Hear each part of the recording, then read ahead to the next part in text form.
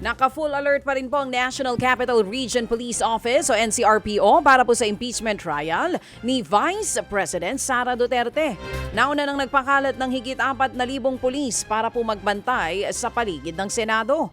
Tiniyak ng mga pulis ang mahigpit po na seguridad tuwing may gaganaping pagdinig.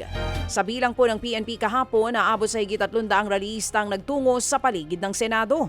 Pero hindi rin nawala ang bahagyang tensyon sa pagitan po ng mga rallyista kung saan nagkatulakan pa nga ang mga ito. Nagkasabay raw kasi na dumating sa paligid ng Senado mga grupong anti at pro-impeachment. Napaghiwalay naman po ng mga pulis sa mga rallyista. Wala namang nasugatan sa insidente. Samantala sa iba pa pong balita, dumami nga po ang bilang ng kaso ng COVID-19 sa Quezon City. Batay po sa Quezon City Epidemiology and Surveillance Division, tumaas sa 84 ang kaso nitong June 11 hanggang July 1.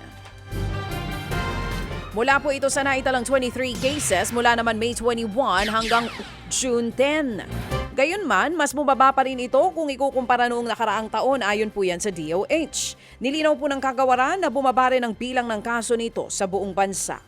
Patuloy naman po na nagbigay ng paalala ang DOH sa publiko na ugaliing maghugas ng kamay at ang iba pang preventive measures upang maiwasan hindi lang ang COVID maging ang iba pang mga sakit.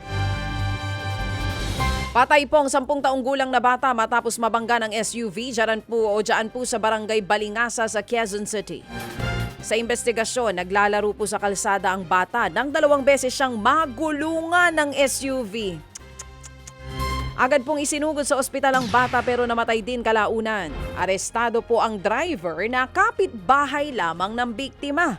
Naharap po ito sa kasong reckless imprudence resulting in homicide.